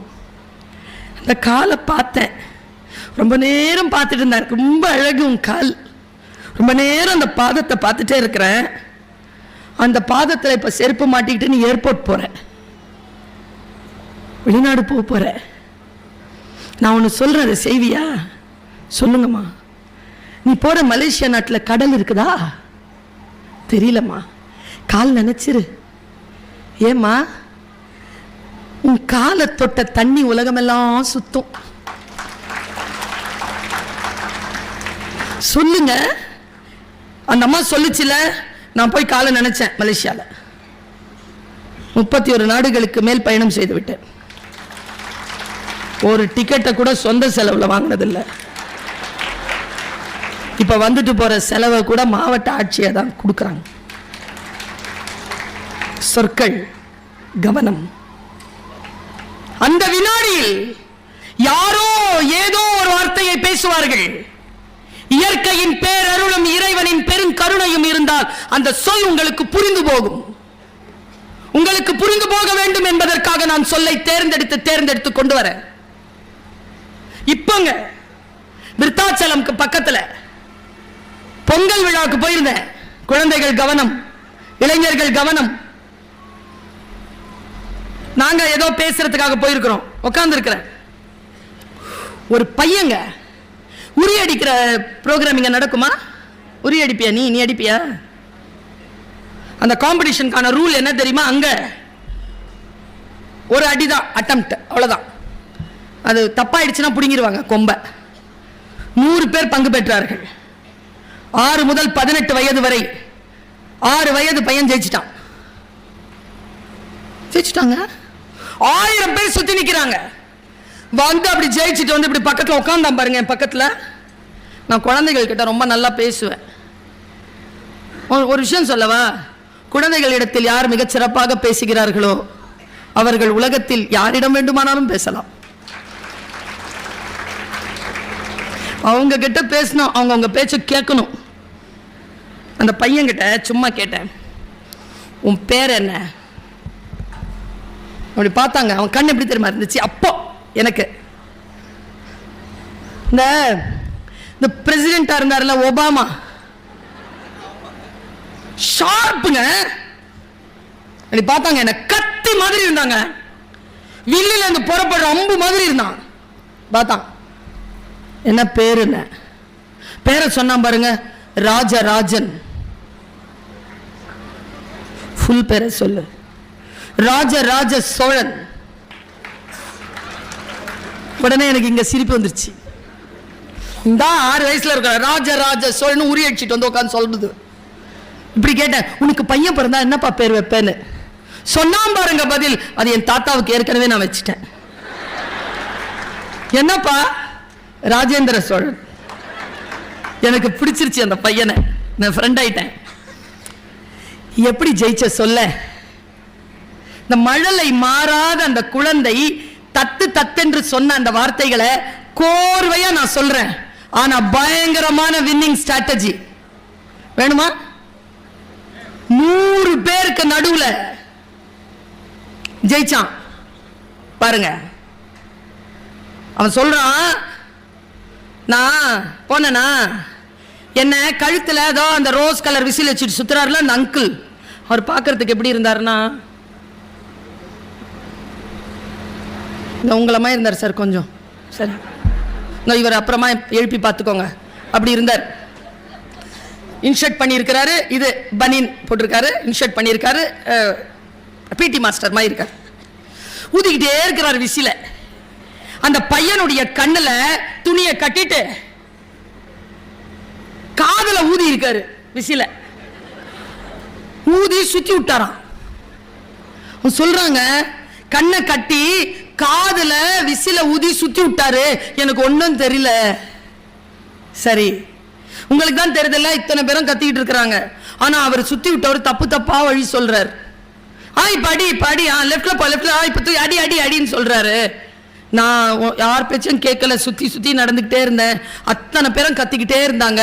நான் கொஞ்ச நேரம் அப்படியே பார்த்தா அந்த கூட்டத்துல ஒரு குரல் கேட்டது, ராஜா, என் அம்மாவின் குரல். நான் அந்த குரலை மட்டும் கான்சென்ட்ரேட் பண்றதுக்கு கண்ணை உள்ளுக்குள்ள இருந்து மூடிக்கிட்டேன். என்ன சொல்றான், நாம கண்ணை மூடுனா அதுல இருந்து ஏதாவது தெரியுமான்னு தானே பார்ப்போம். அவன் அம்மா குரல் கேட்டோட மூடிட்டாங்க. அவன் உள்ள ஏதோ அவனுக்கு காண ஆயிடுச்சு. ராஜா லெப்ட்ல போ, 2 அடி போ, அப்படியே நில்லு, ஒரு 1/2 அடி முன்னால வா, நில்லு, அப்படியே இரு, கையை தூக்கு, அடிக்காத அடிக்காத, மேல போயிடுச்சு, அடிக்காத அடிக்காத, கீழே இறங்கும் போது இப்ப அட்றா, நான் அடிச்சா உடஞ்சிருச்சு. யார் பேச்சை கேட்கிறோம்? எதில் கவனமாக இருக்கிறோம்? அந்த கவனத்தை சிதறடியாமல் இருக்கிறோமா? ஜெயிக்கிறோம். கற்றல் அப்படித்தான். ஒன்றை செய்யும் பொழுது இன்னொன்றை செய்து கொண்டிருந்தால், சில பேர் சொல்லுவாங்க மல்டி டாஸ்க் உமன். ஒன்னும் கிடையாது. இருக்கிற வேலையை ஒழுங்கா செய்யணும், இருக்கிற வேலையை ஒழுங்கா செய்யணும் அப்படிங்கிற அந்த சொல் இருக்குல்ல, அந்த தியானம் இருக்குல்ல, அந்த கவனம் இருக்குல்ல, அதற்கு பெயர் கற்றல், லேர்னிங். லேர்னிங் நடக்கும் பொழுது எல்லா கதவுகளும் மூடிக்கொண்டு உள் கதவு, இந்த 3ஆம் கண் என்கிறோமே, அது திறந்து கொள்ளும். அப்பொழுது கற்றது எப்பொழுதும் மறக்காது. உலகத்திலேயே மிகப்பெரிய சாபம் என்ன தெரியுமா? உங்கள் வாழ்க்கையில் உங்களுக்கு தேவைப்படுகின்ற பொழுது நீங்கள் கற்றது மறந்து போகும் என்பதுதான். கற்றது ஒருபோதும் மறக்க கூடாது என்றால் கவனத்துடன் அந்த கற்றலை மேற்கொள்ளுங்கள். யார் ஒருவர் கவனத்தோடு அந்த கற்றலை மேற்கொள்கிறோமோ அவர்கள் வாழ்நாட்களில் எப்பொழுதும் தான் கற்ற வித்தையை மறப்பதே இல்லை. நான் ஒரு கவிதையை ரசிக்கிறேனா, உள்ளும் புறமுமாக உயிர் தன்மையுடன் அந்த கவிதையை ரசிப்பேன், மறக்கவே மாட்டேனே. நீங்க ஒண்ணும் இல்லை, இந்த மேடையில 2 பேர் இருக்காங்க, நாம் எல்லோரும் ஒரு மதத்தை சார்ந்தவர்களாக இருக்கிறோம், அப்படித்தானே? என்ன கேட்டா, இந்த 2 பேர் உட்கார்ந்து இருக்காங்கல்ல, ஒருத்தருடைய மதம் சட்டம், நான் அறிந்தவரை. இன்னொருத்தனுடைய மதம் திராவிடம். இதுதான் இவர்கள் 2 பேருடைய மதம். எதை அவர்கள் ஆழமாக நம்புகிறார்களோ அப்படி அவர்கள் முழுமையாக வெளிப்படுவார்கள். நான் இப்படித்தான் மனிதர்களை பார்த்து வாசிக்கிறேன். எப்படி ஒரு விஷயத்தில் நின்று ஜெயிப்பது, எப்படி ஒன்றுக்காக நாம் பலியாகாமல் இருப்பது, எப்பொழுது புரியும் நமக்கு? 40 வயதில், 50 வயதில், 60 வயதில் கூட புதிய விஷயங்கள் வந்து சேர்கின்றன. ஒருத்தர் 60 வயசுலையா தப்பான ஒரு வேலையை செஞ்சார். நான் கேட்டேன், 60 வயசுல இப்படி செய்றீங்களேயா? அதுக்கு ஒரு தந்த பதில் என்ன தெரியுமா? 60 வயதில் எப்படி இருப்பது என்று எனக்கு தெரியவில்லை. ஏனென்றால் இதற்கு முன் நான் 60 வயதில் இருந்ததில்லை. It is new. அவருக்கு அது புதுசு தானே. அப்படி என்றால் புதிதாகத்தான் நாம் இருக்கிறோம். இன்றைக்கு நமக்கு புதிதான சில விஷயங்கள் வந்து சேர்கிறது. ரொம்ப நுட்பமான புதிதான ஒரு விஷயத்தை சொல்றேன். ஒரு 3 மாதமாக நான் சந்திக்கின்ற மனிதர்களுடைய மனங்களில் எல்லாம் இதை நான் இன்ஜெக்ட் பண்றேன். யூடியூப்ல வருதா பார்க்கறவங்க பார்த்துக்கோங்க. யூடியூப்ல கேட்கறதுக்கு வாய்ப்பு இல்லையா? நான் மேடைகளில் நின்று பேசுகிறேனா? சொல்றேன், கேட்டுக்கோங்க. ஏனென்றால் வாய்ப்புகள், வார்த்தைகளை கேட்கக்கூடிய வாய்ப்புகள் பல நேரங்களில் பலருக்கு கிடைப்பதே இல்லை. என் குழந்தைங்க பிரமாதமான ஒரு ஸ்கூல், அந்த ஸ்கூல்ல இருந்து எடுத்து வேற ஒரு ஸ்கூல்ல நான் போட்டேன். ஏன் தெரியுமா? ஸ்கூல் தான் பிரமாதமான ஸ்கூல், என் குழந்தைக்கு தேவையான பிரமாதம் அங்க இல்லை. எப்ப எனக்கு புரிஞ்சுது ஒரு பெற்றோரா, school may be the very greatest school but it is not suitable for my son. தூக்கிட்டேன் நான் அங்கிருந்து. சொற்கள் அப்படித்தான், உங்களுக்கு சூட்டபிளா இருந்தா பின்பற்றிக்கோங்க. நான் சொல்லுவது எல்லாம் அப்ளிகேஷன் தான், உங்க வாழ்க்கையில நீங்க அப்ளை பண்ணலாம். உங்கள் வாழ்க்கையில் ஏதேனும் ஒன்று, நான் பெரியவங்க கிட்ட சொல்றேன், இன்றைய இளைஞர்களுடைய சிக்கல் நமக்கு தெரியாதியா? நான் 17 வயதிலிருந்து 20 வயது பிள்ளைகளுக்கு 25 ஆண்டுகளாக பாடம் நடத்துகிறேன். அந்த வளர் இளம் பிள்ளைகளுக்கு இருக்கக்கூடிய சிக்கல்களை முழுமையாக அறிந்தவள் நான். நம் வாழ்க்கையை விட அந்த இளைஞர்களுடைய வாழ்க்கை சிக்கலானது. இதை விட சிக்கலானது சிறுவர்களுடைய வாழ்க்கை, ரொம்ப சிக்கலானது. அதை யார் ஒருவர் புரிந்து கொள்கிறோமோ அவர்கள் தான் வழிகாட்டிகளாக இருக்க முடியும் என்பதற்காக சொல்லுகிறேன். நம்ம பெரியவர்களுக்கு விவாகரத்து என்பது எவ்வளவு பெரிய ஒரு வலி தானே. குழந்தைகளுக்கு என்ன வலி தெரியுமா? பிரேக்கப். பாவங்க அதுங்க. ஆனா விவாகரத்து பண்ணா 4 பேர் சொல்லுவான், பிரேக்கப் ஆனா விடுறா மச்சான் வாடா பார்ட்டிக்கு போலாமா. நம்ம வலியை புரிஞ்சுக்கிறதுக்கு ஆளே கிடையாது இந்த உலகத்துல. இளைஞர்களுக்கு சொல்லுகிறேன், பெண்களுக்கு சொல்லுகிறேன், ஆண்களுக்கும் சொல்லுகிறேன், வயது முதிர்ந்தவர்களுக்கும் சொல்லுகிறேன். நான் கனடா நாட்டுக்கு போனேன்னு சொன்னேன்ல, அந்த நாட்டுல என்னை அழைத்த அந்த இயக்கத்தின் பெயர் மிஸ்டர் தமிழ் கனடா. எதுக்கு கூப்பிட்டாங்கன்னா 63 பேர் அந்த வருஷத்துல சூசைட் பண்ணிக்கிட்டாங்க. இன்னர் ஹார்மனி பத்தி பேச என்ன கூப்பிடுறாங்க. 75 பேருக்கு தான் டிக்கெட் இருக்கு, ஆனா 150 பேர் ரெஜிஸ்டர் பண்ணி க்ளோஸ் பண்ணிட்டாங்க ஒரே நாள்ல. 2 நாள்ல தான் நிகழ்ச்சிகள். இந்த மாதிரி க்ளோஸ்டு ஹால். நான் பேசுறேன், பேசி முடிச்சிட்டு வெளியில வரேன். பேக் ஸ்டேஜ் நிறைய பேர் பாராட்டுவாங்க தானே, சூப்பரா பேசுனீங்க அப்படின்னு. அப்படி பாராட்டிட்டே இருக்கும்போது ஒரு பொண்ணு வந்தா. அவளுக்கு ஒரு 45 வயசு இருக்கும், பேரழகி. அப்படி நிறுத்தி இருக்கா தன்னை, இவ்வளோ அழகா நிறுத்தி இருக்கா. பெரும் பணக்காரின்னு தெரியுது, ஏன்னா எல்லாம் வைரங்களாவே போட்டிருக்கா. பிரமாதமான மேக்கப், எல்லா மேக்கப்பும் விலை உயர்ந்த மேக்கப் போட்டிருக்கா. அவன் நடந்து வரும்போது அவ செருப்புல இருந்து அவ உடல்ல இருந்து உயர் ரகம் கிட்ட வந்தா. வந்துட்டு கைய பிடிச்சிக்கிட்டு நெத்தியில வச்சுட்டு மறுபடியும் உதட்டுல வச்சு நெத்தியில வச்சு உதட்டுல வச்சு நெத்தியில வச்சு உதட்டுல வச்சுக்கிட்டே இருக்கா. என் கைய அழுறா. என் கையில எல்லாம் கொஞ்சம் பவுடர், அவ கண்ணில் கண்ணீர். மேக்கப் கலையுது அவளுக்கு, மேக்கப் கலையுது. அழாத அழாதன்னு சொல்ற. அழுதுட்டா ஒரு வார்த்தை சொன்னா, தேங்க்யூ, நன்றி, நான் ஒன்றை புதிதாக கற்றுக்கொண்டேன், நன்றி. கற்றல் நன்று. ஏன் தெரியுமா? கற்றவர்களுக்கு நாம் நன்றியை சொன்னால் கற்றல் நன்று, நிகழ்ந்து விட்டதுன்னு அர்த்தம். கற்றல் நிகழ்ந்துருச்சு உள்ள. அவ நன்றி சொல்றான், தேங்க்யூ. 8 வருஷமா உள்ள போராட்டத்தோட இருந்த, சிறைப்பட்டு இருந்த, விடுதலை பண்ணிட்டீங்க. என் ஓடு உடைந்தது, தேங்க்யூ சொல்லிட்டு அப்படி போனா. அவளையே பார்த்துட்டு இருந்தேன்னா உள்ள போயிட்டா. திடீர்னு என் மனசுக்குள்ள ஒரு ஒரு சுத்தியல் அடி. ஏய் சுல்தானா, என்ன அப்படி உட்கார்ந்துருக்க? ஓடு, பின்னால ஓடு போ. துரத்துது உள்ள ஒண்ணு. நேரம் ஓடி போய் பார்த்தா அவ BMW ஏதோ அப்படி காரை அப்படி ஆன் பண்ற, திறக்கிறா, கதவை திறக்கிறா. நம்ம அவ ஓடி வந்தா, என்ன மேடம், 45 நிமிஷம் பேசியிருக்கேன், 18 பாயிண்ட் பேசினேன், எந்த பாயிண்ட்ல உனக்கு ஓடு உடைஞ்சது? நான் 18 பாயிண்ட்டுமா உடையும்? ஏதாவது ஒண்ணு தானே இல்ல? 1 மணி நேரம் பேசியிருப்போம். ஒரு பொண்ணை நான் பார்த்துட்டு இருக்கிறேன், இந்த அவையில தான் இருக்கிறா. என் கண் அவன் நான் பேசி ஒரு பாயிண்ட நிறுத்தின பாருங்க, அதுல இருந்து இப்படிதான் இருக்கா, யோசிச்சுக்கிட்டே இருக்கா. ஏதோ ஒன்று அவளை பாதிச்சிருச்சு. அவள் உள்ள டிராவல் பண்ணிக்கிட்டே இருக்கா. அவளுக்குள்ள ஏதோ ஒரு கற்றல் நிகழ்ந்திருக்கு. போதும், அது போதும். 600 பக்கம் புக்கு படிக்கிறோம். 532வது பக்கத்துல 3வது பேரால 2வது வரி நம்மளுடையதா இருக்கும். அதுக்கு தான் அந்த 600 பக்கத்தையும் படிக்கிறது. 1 மணி நேரம் பேச்சுல ஒரு பாயிண்ட் தான். நிகழ்ந்துருச்சுன்னா என் வருகை வெற்றி, உங்கள் வருகை வெற்றி. எதுவும் கிடைக்காம கம்முன்னு போனீங்கன்னு வச்சுக்கோங்க, முடிஞ்சது. ஏதேனும் ஒன்று கற்றல் நிகழணும் இல்லையா? பாருங்க, எது உன்னை பாதித்தது சொல்லு. என் மக்களுக்கு அதை இன்னும் கொஞ்சம் நல்லா சொல்வேன்ல, சொல்லு. அவ சொன்னா இந்த பாயிண்ட் தான், தேங்க்யூன்னு சொல்லிட்டு மறுபடியும் சொல்லிட்டு போயிட்டான். அந்த பாயிண்ட் வேணுமா? 8 வருஷமா அவளை வச்சு செஞ்ச உள்ள ஏதோ ஒரு விஷயத்தை அவ விடுதலை ஆயிட்டா. அதுல இருந்து நான் சொல்றேன் பாருங்க, இந்த அவையில இருக்கக்கூடிய பலர் விடுதலை பெறுவீர்கள். ஏதோ ஒரு இந்த கூட்டம் மாதிரி இல்ல, கிடையாது, அது கிடையாது, அது கிடையாது. பாருங்களேன், பகுத்தறிவு கூட்டம், மதம் சார்ந்த கருத்து இல்லை. பாருங்க, ஒருத்தன் ஒரு காட்டுக்குள்ள நுழையிறான். நாம தான் புதுசு, காடு புதுசு, நமக்கு தெரியாது காடு.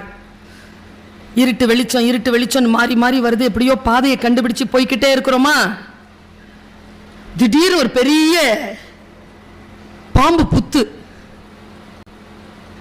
பார்த்த உடனே நின்னுட்டான். அவன் உள்ள இருந்து ஒரு பாம்பு அப்படி வந்து கருணாக அவனை பார்த்துருச்சு. இவன் பாம்பை பார்க்க, பாம்பை இவனை பார்த்துருச்சு. சத்தம் போடாம போயிட்டான் கடந்து. பாம்பு சத்தத்தை கேட்டு, அதுக்கு அரவம்னு பேரு, சத்தத்தை கேட்டு அது பின்னாலேயே வருது, கூடவே வருது. இவன் ஒன்றும் சொல்லலை. காடு பாம்புக்கும் சொந்தம், எனக்கும் சொந்தம், நடந்துட்டு வருதுன்னு போய்கிட்டே இருக்கிறான் இவன். அது கூடவே வந்துச்சா, நீங்க எதிர்பாராத நேரத்தில் அதனுடைய உடனிருப்பு ஒன்று உங்களை பயமுறுத்தலையா? அது உங்க கால் குதிகால கொத்திருச்சு. இப்ப நான் பாம்புன்னு சொன்னது பாம்பு இல்லை, கூட வேலை செய்கிறவங்க, குடும்ப உறுப்பினர்கள், நண்பர்கள், பார்ட்னர்கள், யாரை வேணாலும் வச்சுக்கோங்க, குழு உறுப்பினர்கள், மேடையில் இருக்கக்கூடியவர்கள், யார் வேணாலும் வச்சுக்கோங்க. கொத்திருச்சு, பாம்பு கடிபட்டுடுச்சு. இப்ப நீங்க எல்லாரும் இருக்கிறீங்க, யாராவது கையை தூக்க முடியுமா? இதுவரைக்கும் எனக்கு யாரும் துரோகம் செய்ததே கிடையாது அப்படின்னு ஒரு ஆள் கை தூக்க முடியாது. அவர் மண்டையை தான் சொரியறார், கை தூக்கல. யாராலையும் சொல்ல முடியாதுங்க, எல்லாருக்கும் அடிபட்டு இருக்கோம். சரியா? இப்ப நாம தான், நமக்கு 2 வாய்ப்பு. ஒண்ணு, நேரா அந்த பாம்பை தேடி போலாம். பாம்பே, நான் உன் வழிக்கு வந்தேனா? நீதானே என் வழியில் வந்தாய். நான் உனக்கு என்ன துரோகம் செய்தேன்? நீ என்னை ஏன் கொத்தினாய்? பதில் சொல் என்று நீதி கேட்கலாம்.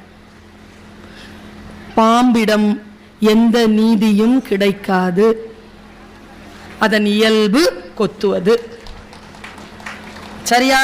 அத நான் நீயா படமா ஊதுன உடனே திரும்பி வந்து கொத்தன இடத்துல இருந்து விஷத்தை உருவுறதுக்கு இன்னொரு ஆப்ஷன் இருக்கு. கொத்துப்பட்டு விட்டீர்கள், விஷம் ஏறிக் கொண்டிருக்கிறது, மரணம் அடையாமல் உங்களை நீங்களே பாதுகாத்துக் கொள்ளுங்கள். பாதுகாப்பதற்கான வேலைகளில் ஈடுபட வேண்டுமே தவிர don't chase the snake, treat the venom. எது நடந்தாலும் உங்களை நீங்கள் முதலில் பாதுகாத்துக் கொள்ளுங்கள். அந்த துரோகத்தில் இருந்து உங்களுடைய வாழ்க்கை பலியாகாமல் நீங்கள் உங்களையே பாதுகாத்துக் கொள்வதுதான். நான் சொல்றேங்க, உண்மையா சொல்றேங்க, உங்க எல்லார்கிட்டையும் சொல்ற, அறம் பேசுகின்ற நான் இது. நான் ரொம்ப உணர்ச்சி வசப்பட்டிருக்கேன், சத்தியத்தை பேசுகிறேன். 2008 நான் வெளியில சொன்னதில்லை, பெரிய வாழ்க்கையில் அடி, என்ன செய்யறதுன்னே தெரியலங்க. அப்படி அந்த காட்டுல நிக்கிற மாதிரியேங்க, அப்படியே நிக்கிறேன். தொழுகைக்கு போட்டு கடவுள் கிட்ட வேண்டாம், அழுவுற வேண்டாம், வெறும் அழுகதான். எங்க அம்மா சொல்லுச்சு ஒரு வார்த்தை.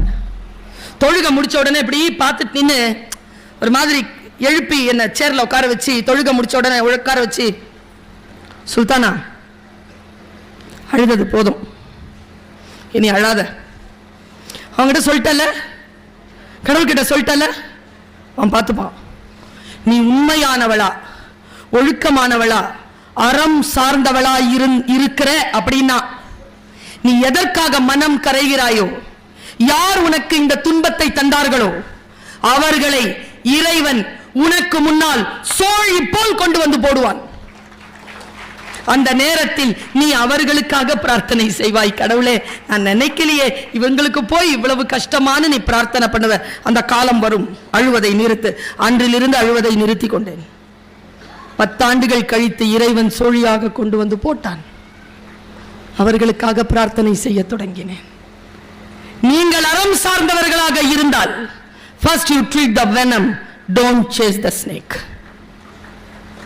அதை பழிவாங்கவோ அதற்கு பின்னால் போய் அதனிடத்தில் நியாயம் கேட்பதோ நீங்கள் நிறுத்திக் கொண்டு உங்கள் வாழ்க்கையை நீங்கள் பலம் கொண்ட மட்டும் எழுந்து நீங்கள் நிற்க வேண்டும். அந்த எழுந்து நிற்றலுக்கான கற்றல் உங்கள் மனதிலே ஆழமாக நிகழ வேண்டும். யாரையும் பார்த்து வியக்காதீர்கள் என்று நான் சொல்லுவேன். என் பேச்சை கேட்கின்றவர்களுக்கு நான் எடுக்கும் பாடம், யாராக இருந்தாலும் யாரையும் இப்படி பார்த்து வியக்காதீர்கள், புரிந்து கொள்ளுங்கள். இந்த காரணத்திற்காக இவர்கள் இந்த படியில் ஏறி நிற்கிறார்கள். Just do understand them, don't chase them. அவர்களுக்கு பின்னால் போக வேண்டியது ஒன்றுமில்லை. இந்த வாழ்க்கை அற்புதமானது. என்னுடைய எல்லா முகநூல் பக்கங்களிலும் எல்லா இன்ஸ்டாகிராம் பக்கங்களிலும் எழுதி வைத்திருக்கக்கூடிய சொல் இதுதான். உன்னால் முடியாது என்று நீ சொல்வதை வேறு யாரோ ஒருவர் செய்து கொண்டுதான் இருக்கிறார். உன்னால் முடியாது என்றால் யாராலும் முடியாது, யாராலும் முடியாது என்றால் உன்னால் மட்டுமே முடியும். எழுந்து நின்று பாருங்கள். இந்த கற்றலை உலகத்திற்கு தருவதற்கு முன்னால் உங்கள் மனதில் ஒரு முறை சொல்லிக் கொள்ளுங்கள். வாழ்க்கை உங்களுக்கு, திரும்ப சொல்லுகிறேன், வாழ்க்கை உங்களுக்கு வெற்றிகளை தருவதில்லை.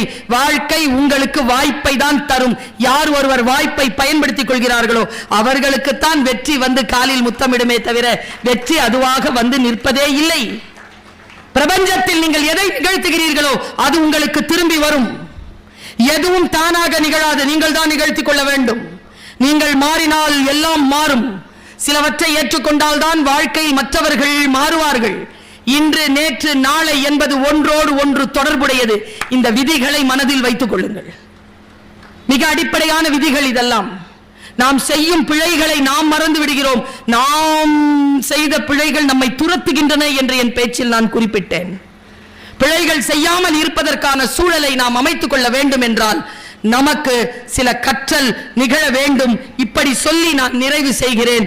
நம்முடைய வாழ்க்கை நமக்கு சில காட்சிகளை, சில சொற்களை, சில வாய்ப்புகளை தருகின்ற பொழுது அதை முழு மனதோடு கற்றல் மனநிலையில் நீங்கள் புரிந்து கொள்ள வேண்டும். நான் இப்படித்தான், நாதன் அவர்கள் என்னை பற்றி சொன்னார்கள், நான் அப்படித்தான், அவள் அப்படித்தான். சிறகை விரித்து பார்த்தேன், சிட்டுக்குருவி போல் நான் இருந்தேன். வளர வளர விரித்தேன். நான் சிட்டுக்குருவி இல்லை என்பதனை புரிந்து கொண்டேன். நான் ராஜாளி என்பதனை காலம் எனக்கு உணர்த்தியது. விரிந்து பறந்து கொண்டிருக்கிறேன். வானம் காத்திருக்கிறது. நீங்களும் சிறகை விரித்து பாருங்கள்.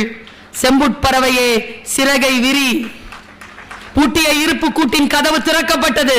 சிறுத்தையே வெளியில் வா. எலி என உன்னை இகழ்ந்தவர் நடுங்கிட புலி என செயல் செய்ய புறப்படு வெளியே. நம்பினை இருளினை விளக்க செம்புட்பறவையே, சிறகை விரி. எழு, பற, வானம் காத்திருக்கிறது. வா, சேர்ந்து பறப்போம். வாய்ப்புக்கு மகிழ்ச்சி. வணக்கம்.